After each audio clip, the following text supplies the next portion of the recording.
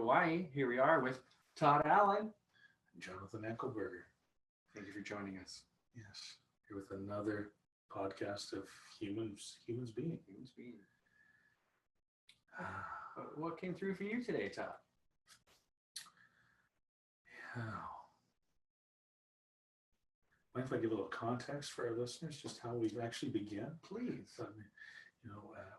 We just take a moment. We have many topics come up that we could possibly discuss about humans being and what way we exercise our being. We've been feeling the clearest way to bring that through is just meditate jointly prior to the start of this, allow some ideas to come through, and without discussing them, hit record, and then allow them to come through. We find that, interestingly enough, they're usually synchronized in some fashion, be it as the beauty of the divine spirit comes through both of us. And so yes, for today, what came through for me at the beginning, I was seeing a great ball of light coming through, and then the words,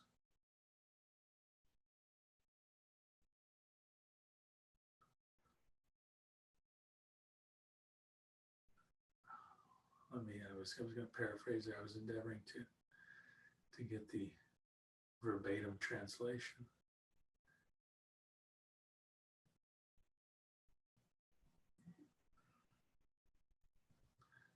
We choose the size of the pieces is what came through. And then so what I received around that was that, as we were chatting about prior to beginning our meditation to start the podcast, was around how, what we wish to create, to co-create in our lives. So we choose the size of the pieces. It was actually something more specific to, the pieces don't always have to be small. It's closer to actually what came through. So in that, I received that, it's as far as in energetic terms, it's no more difference without being more difficult to manifest a bag of potato chips than it is a castle. It's our limitations, our limiting beliefs that hold us back from that space.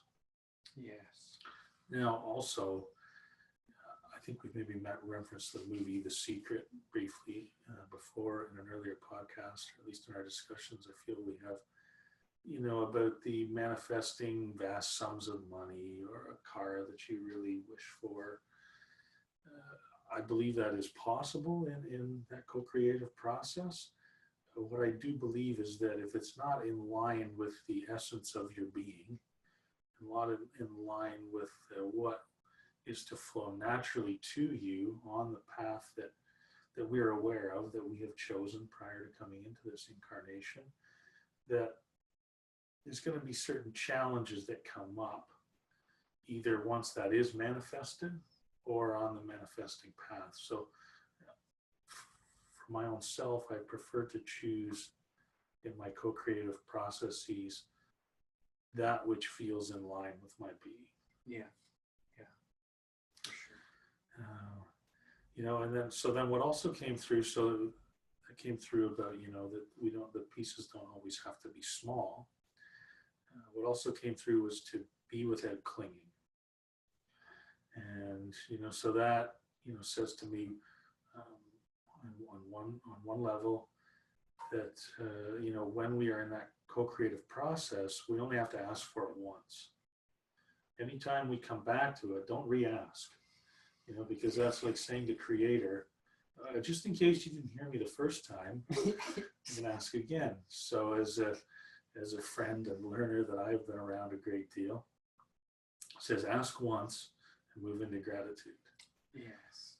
And if you wish to do something, send joy to those angelic beings who are removing the interference for that showing up in your time-space reality right now. Because once you ask, it's there. Yes. It's then removing that interference and creating that alignment in the time-space reality for that to show up. And as I'm reminded right now, is that a simple process for that is we want something to occur in our lives. We feel that it's in line with our greatest benefit. So we set that intention. We ask the creative forces to be involved in that. However you do that, if it's a prayer or a mantra or a visioning, an affirmation, that then when the idea comes up again, we just simply say, thank you for this coming into my life. We hold gratitude for that which is coming, and we hold gratitude for our spirit guides and assisters, our angels, in clearing the way for that to arrive. Just simply thank you, thank you, thank you.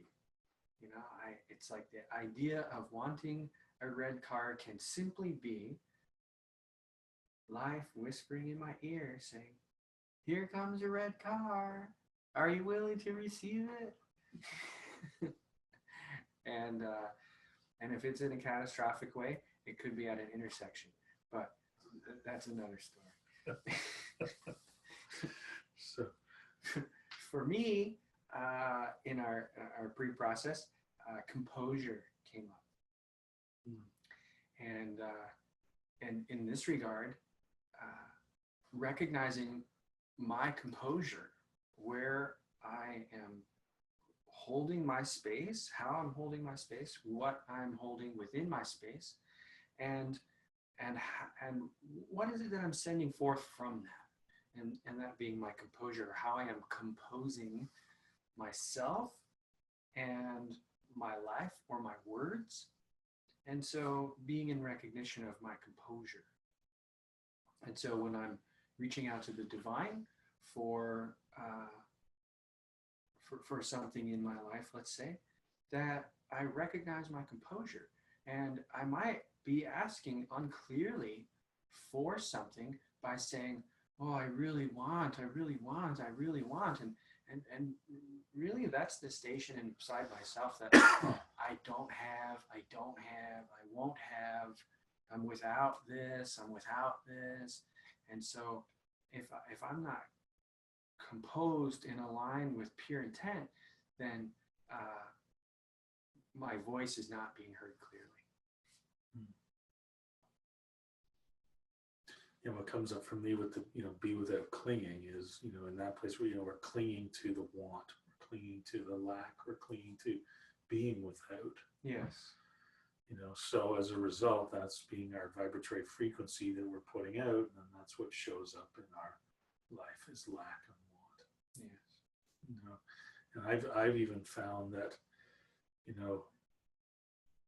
being grateful for something coming into my life can sometimes lead to me just experiencing that coming into my life and coming into my life without actually showing up. So for me, I find it very beneficial to be grateful for that being in my life. Yes, thank you for that clarity. And rather than the process of it showing up, just being grateful that it is there. Its existence is, without being in this present dimension, in this present moment, yet it is there. Yes. I know that it is there, and I am grateful that it is there. So stepping out of that lack space, that wanting space, which really, from my own personal experience, really is connected to that being in a place of victimhood. Being the victim. I see it working for everyone else. Mm-hmm. It's not working for me, or look what happens to me. Yeah. And it doesn't happen in the most gross ways that it used to, or that I now can very easily observe modeled in others. Yeah. Yet it can still come in. Oh, poor me. I've woken up and I didn't get much sleep last night. I was really dreaming and processing, and I was elsewhere. I wish it wasn't 6 a.m. already. Yeah. Those moments, I'm grateful that they're shorter moments where I can catch myself and then return to the space of gratitude, knowing that each moment is what I make it, what I choose it to be. Yet that being in that space of being a victim, that someone else has done something wrong, has wronged me, or something else has held me back from being what I wish to be. Yeah. And I'm seeing that tie in with, seeing ourselves as small. We can choose, the pieces can be whatever size we wish to make them. If we wish them to just if we wish them to just be small little incremental shifts, are we playing small in our own lives? This was coming up in our discussions yesterday that we were having. Yeah. Are we really owning what we've chosen to be in this life? And that quote from Marianne Williamson comes up.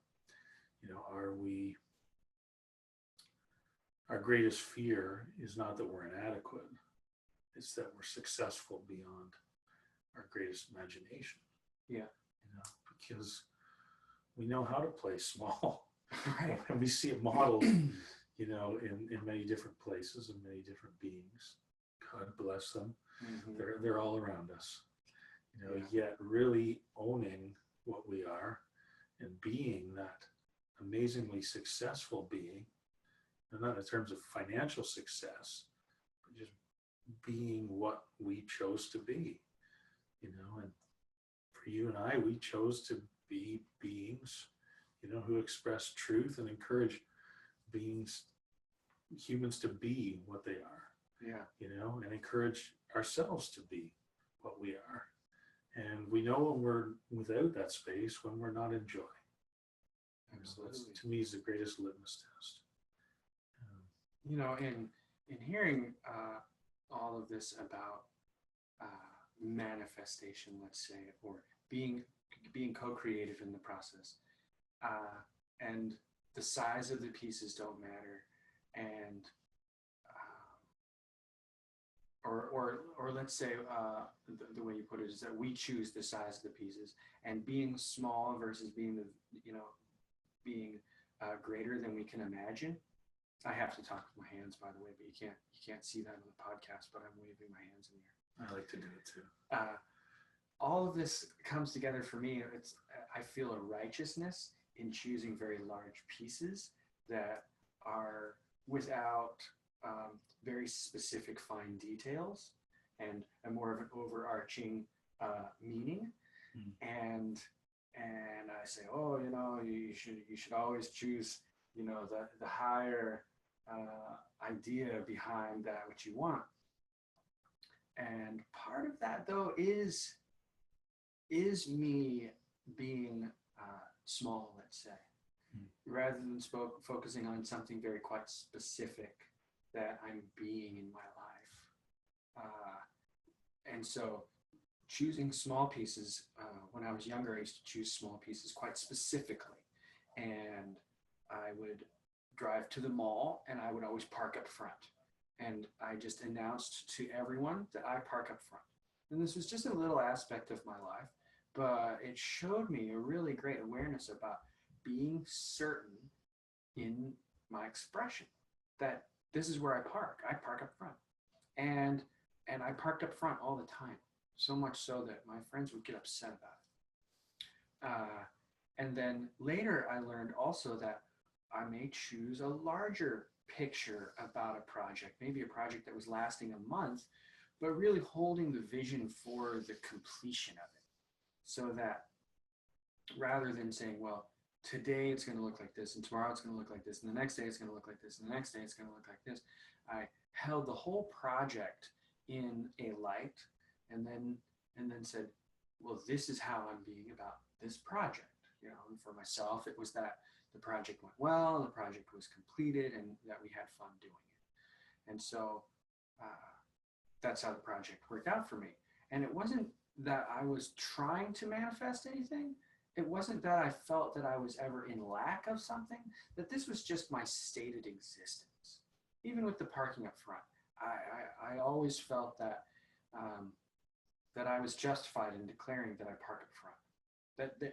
That it was without any conflict to anyone else, and was that without any conflict to the flow of my life. It was within the flow of my life.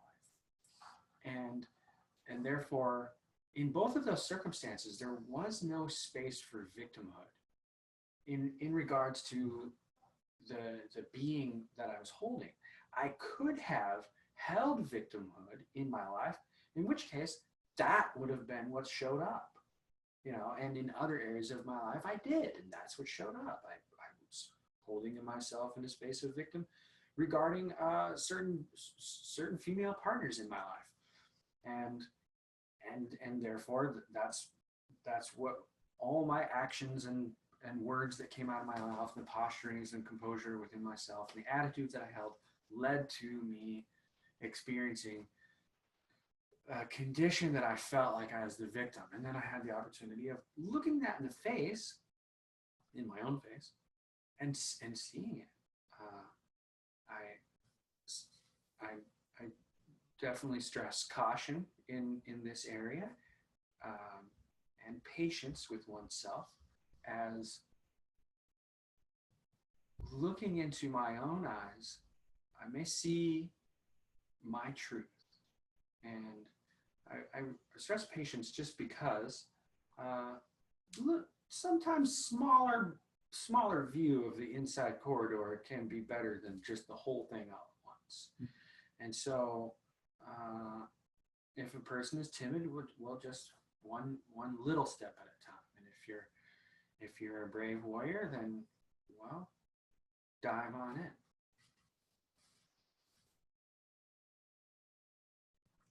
Yeah, there can often be a great amount of awareness to be gained by just focusing on a small aspect of ourselves. Yes. Really examining it. Yeah, I really love when they come up. I have been in this process for 20 years. And so now when they come up, they're kind of mountainous. I can usually shovel through some pretty big piles all in one sitting. And it might shock some people as to the outcome or the process of it. However, I know that the other side is so beautiful that when I literally face my fears internally and express them and move through them, that the other side of that opportunity is so beautiful. And so I in this process, I have had the opportunity of just looking deeply within and saying, where is it that I am holding on to something that I keep thinking is holding me back? And it's actually something that I'm holding on to. And as I was with some people in a mutual project on agricultural property, there was a little bit of a conflict, and they were asking for some peace regarding it. So I was holding peace with them, and what was really brought up is that when I release the struggle for the outcome, I'm left with peace. When I release that struggle and determination and identity about a situation, I'm left with love and peace. And so, in regards to the self, there is no effort in becoming whole, for we are already whole. And all of the effort in my life is placed in this holding on to false ideas and holding on to something that actually is what's in the way of me being my whole true self. And so in this process, I really encourage anyone to inquire within. And what was shared with a friend of mine as well this week was, what is it about myself that is that I'm holding on to? What is it about myself that I'm holding on to that is other than that which is already?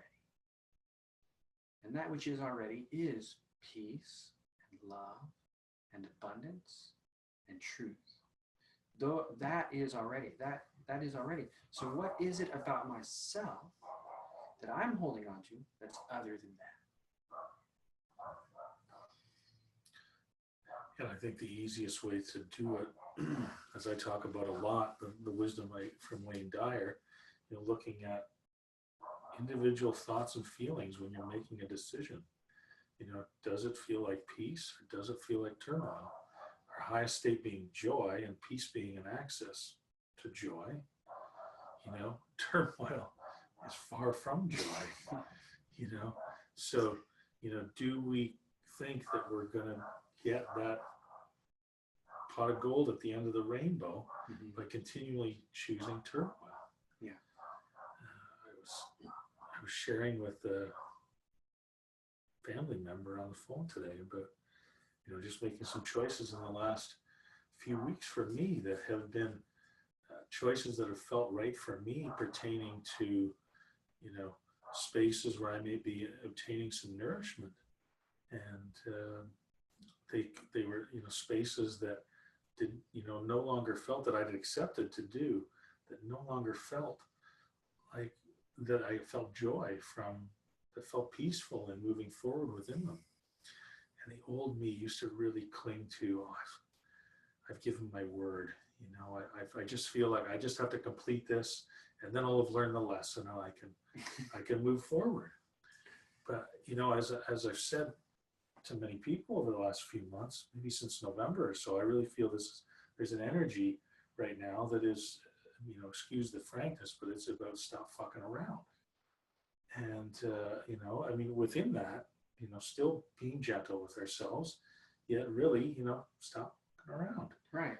So if it doesn't feel like joy, if it doesn't feel peaceful to be doing it, I'm not only hurting myself by continuing on with that process, but I'm hurting those others, because I'm not in my highest aspect, I'm not in my highest vibration that I could be when I would be, completing the joying and carrying out what I would be receiving nourishment for. Yeah. So, and at the most basic level, am I really standing as an example? I feel that the only way we can really impact another is by being an example of our highest self, and allow others to see that model so they can choose that. So by being outside of that space, I'm not serving myself, I'm not serving others, and I'm feeling like shit in the process. Yeah. I may not be feeling like absolute shit, but I'm not feeling in the highest possible state that I can be. It was interesting, this family member I was talking to it about, is one who would also, like me, choose to do things that are, we feel that we're serving others by doing it, yet we're not serving ourselves. Yeah. And it's been a huge awakening for me to know that, to see that these choices that I've made to step into a place of peace with this have not been, what others wish to hear in that moment. Yet I've seen the space, turn around where there's been real gratitude expressed back to me for stating that truth. Yeah. And that's been so healing for me, to continue to choose peace in each moment, continue to choose things that put me in joy. I no longer wish to be there. It is time to stop going around. Yeah. Could you share the resolution of that? It was really beautiful, the way it worked out. That you had said that you would participate in this project, and then found that it was going to bring a lot of chaos into your life, but decided to clear that. Yeah, I did. And then it was the smaller one was just this morning actually, and I was with my wife and son, and we were going to get a coffee, and gone to the coffee shop, and just prior to going into the coffee shop, I said to my wife Andrea, I've been avoiding, letting these people know that I don't wish to, to choose to be a part of this project. And, it's causing me turmoil to continue. I decided that I didn't wish to be a part of it. I still hadn't put it out there, to the other people that were involved in the project, that I didn't wish to be involved. So, and it was to be in the creation process of a beautiful bench.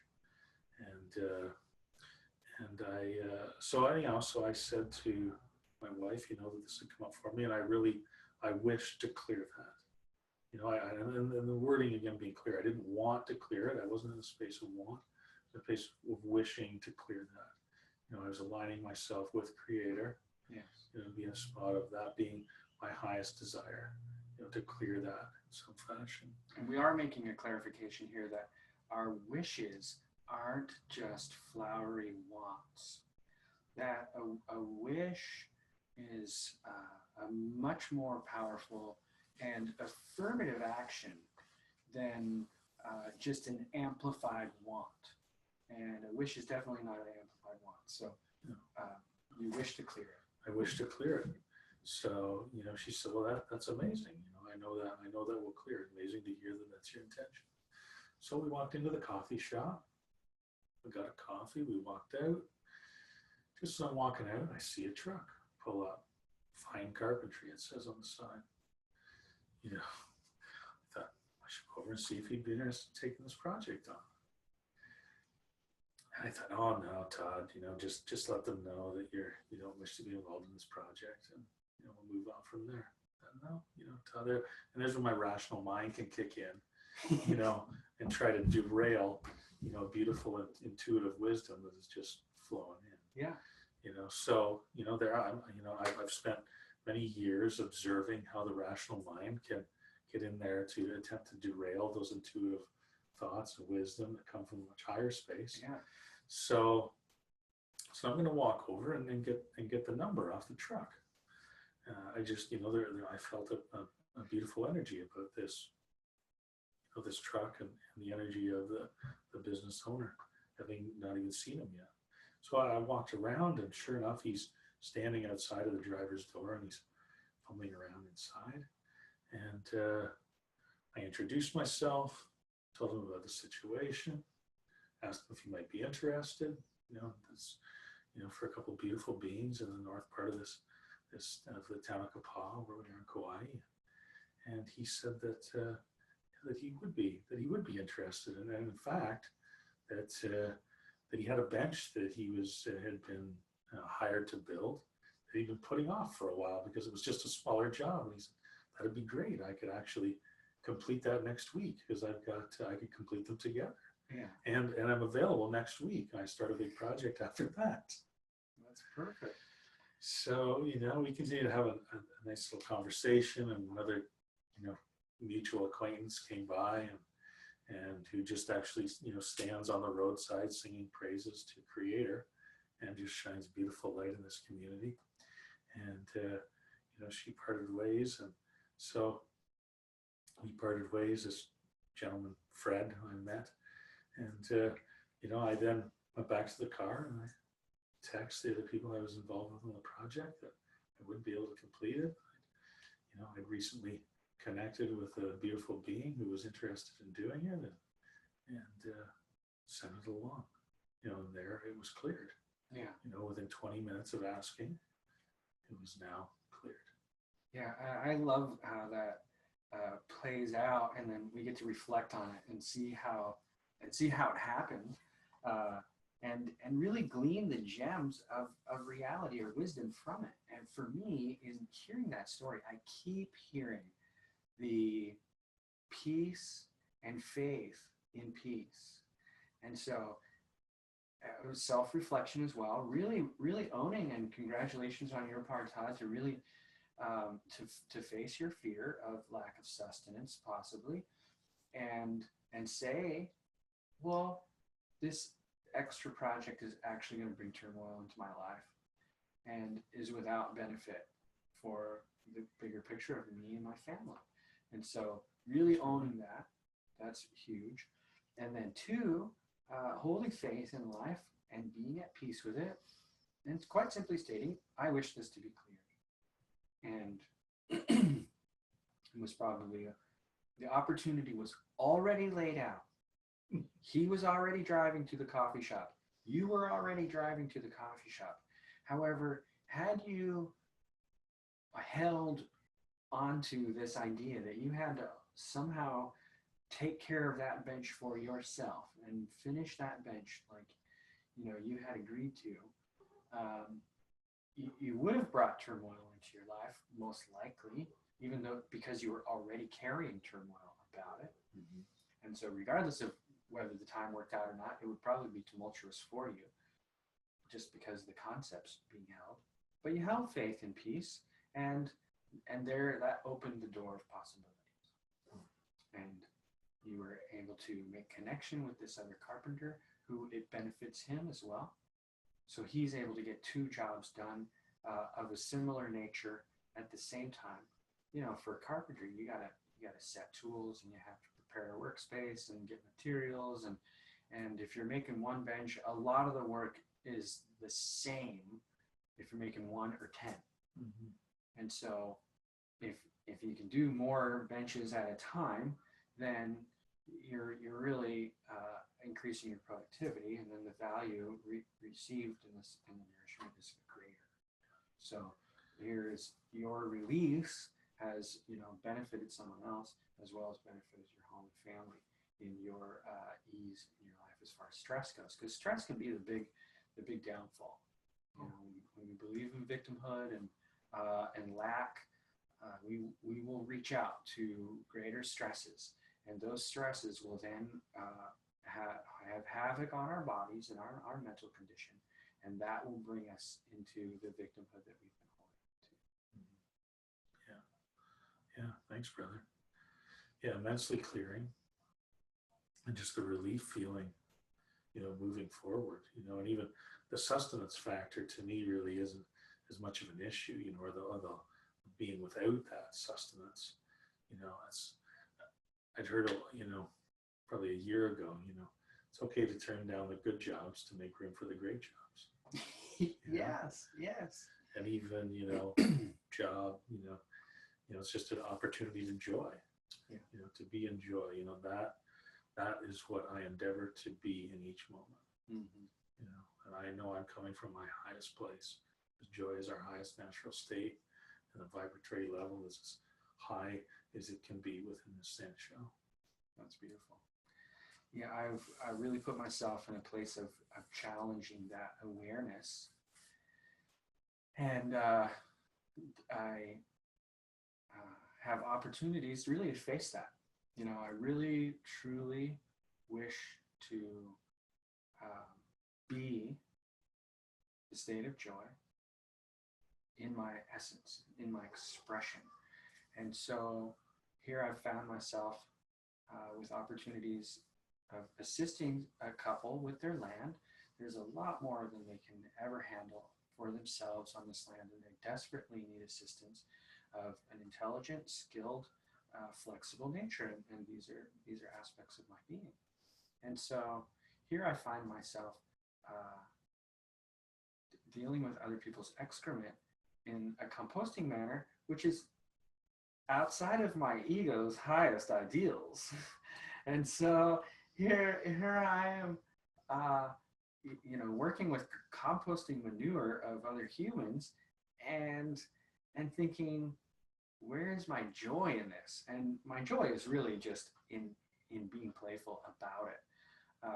These are all tasks that everybody has an opportunity of participating in your life, and it's quite freeing to, in a psychological sense of knowing actually how to compost human manure. It relieves one of the great belief that there's a system that I have to rely on, in which case that's absolutely untrue, that the system of providence has been born within us. And so then there's a part of the process where everything is covered in a layer of mulch, and then it has to be compacted. And so the girl I was working with, she's like, look, he's doing the universal dance of shit. As I'm up on this compost pile, compacting it into place, And universal dance as a piece is a modern expression of joy and wonder to the Creator that has come from a modern Sufism movement. And so A little play on words. A little play on words, yeah. Universal dance of shit. It was beautiful. And then the next opportunity for me to really practice this higher state of joy is clearing a fence line of this really invasive grass that interferes in our process. And so I've been asked to use a pickaxe and to physically remove these big root balls along this fence. And so these really play with my ego. They really kind of run in there. And this is something that I've agreed to do. I said, please call upon me to assist you in the manner that benefits you most. And in this case, it's these physical tasks that the property owners are unable to manage on their own. And so here I am swinging this pickaxe, pulling out these root balls, and then I'm being fatigued physically, and I stop and I remember the bliss of life and compose myself. And then I move at it again, and I get fatigued, and I stop and I remember the bliss of life and compose myself, and then I hear, where's your breath? And I was like, oh, where's my breath? So then I started breathing in peace and breathing out love, and my physical fatigue eased, and my heart was buoyed up.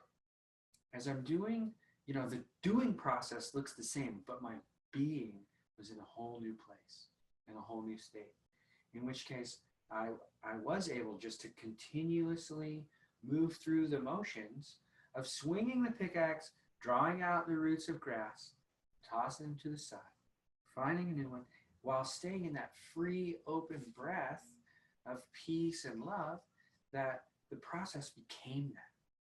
The doing became one of peace and love rather than toil and fatigue. Mm. So I love seeing how the opportunities that I've asked for play out in my life. And really what I've asked for is that I may stay in the high state that I may, and that is available to me. And I truly feel that it is the way of cultivating universal harmony in this world around us.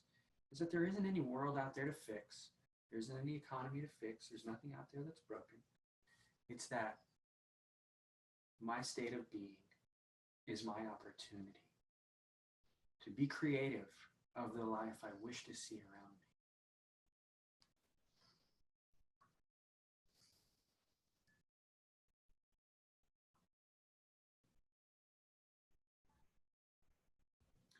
What's coming through is we have the choice in each moment, whether to be in that joy, that peace, or in turmoil. Yeah. And like you, part of my upbringing was, doing a great deal of one might consider, menial physical tasks, physical labor. I'm grateful that we were taught that, there's nothing beneath us, whether it's shoveling shit out from the outhouse, right, and getting rid of that, or digging up and cleaning out the septic tank, running new septic lines. Was it a job that I found at the time to be in real joy about? At times, yes. Yeah, knowing that it's required to be completed and that it is within my means to complete it. And I think we're, where I'm going right now is starting to uncover something that's larger than a bread box, and a topic for another day. Yet, not seeing anything beneath us. That we are capable of completing anything. Whether it's shoveling shit, whether it's composting human manure, whether it's taking out the garbage, whether it's cleaning the floors, and we have the opportunity to be in joy while doing it. Yeah. It's an example that there are many other beings on the planet who are able to be in joy while doing it. Mm-hmm. Not saying that it has to be our continued work if we are without feeling joy in it. Being without the space of making that job, or that tasking, that, what might move into toiling if we allow it, but allowing that tasking to be one which puts us into a state of turmoil. knowing that we can complete it while still being in our highest space. That tasking does not have power over what we feel, only if we allow it. Yeah. The outside world does not dictate my inside expression. My internal expression is my choice. And everything in the outside world is in the process of being accomplished. Every aspect of this body has something about it that needs cleaned, and sustenance maybe needs, is we're going and getting it, and all of these things are a part of the accomplishment of life.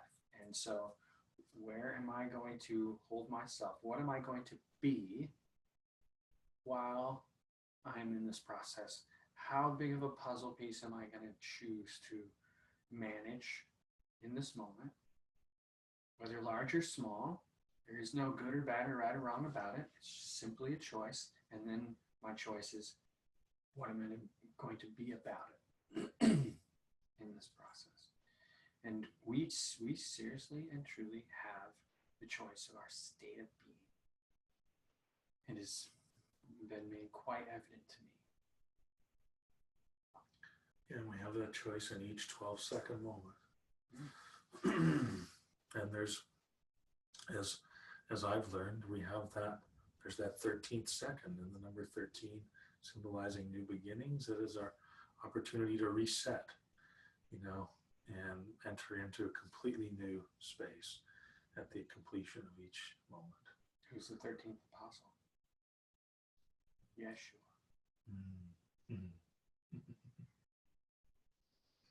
He's the number 13. Yeah. The new beginning. The highest aspect of each of us. Yeah. So to tie it together today, brother, do we endeavor to bring it back to composure? Yeah. And also, to being without clinging, and knowing that it's our choice what size of the size of our choices of what we choose to move through. I feel there's stuff flowing for you. Well, yeah. So the clinging, what am I clinging on? I've already prepared what I'm going to cling on, and cling on. Star Trek joke. So that's already planned out. So something occurs in my life, and I have the opportunity to face that, and then get a check in with my composure. And the way that I'm composing myself is reflective of what I am holding or clinging to. And it's these opportunities that get played out while we have the pieces of the puzzle that we're choosing to work on at this moment, or choosing to face, choosing to develop or have happen in our lives. Thank you so much for joining us. Yeah, thank you. You said it well, brother. There's something in my ego that likes to have the last word. I feel it was very succinct. I will relinquish that aspect of my ego and say thank you for being with us today.